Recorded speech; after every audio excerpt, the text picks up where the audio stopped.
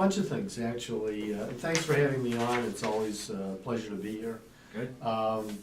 There's an interesting article. I'm going to talk about the things I normally like to talk about, which is intellectual property and how you control it and all that kind of stuff. But there was an interesting article in the Wall Street Journal the other day that really kind of is might be a little bit of a game changer, or at least it'll make people think about things a little differently.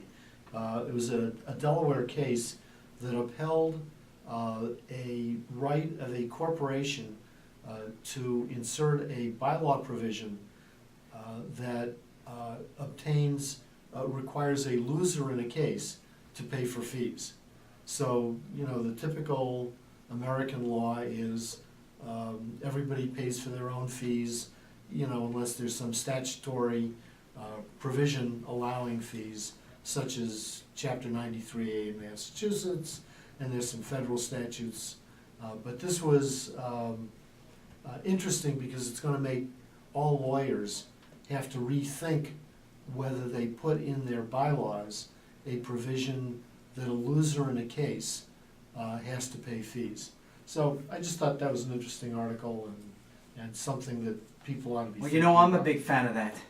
Well, the question... And a lot of lawyers don't, a lot of litigators have always said to me what they think that's great about the American system is that losers don't pay fees, and they think it opens up the court system to a fairer system. I don't think it's fair. I don't think it's fair, actually, and if you look at the European system, the loser does pay, or at least at the discretion of the judge.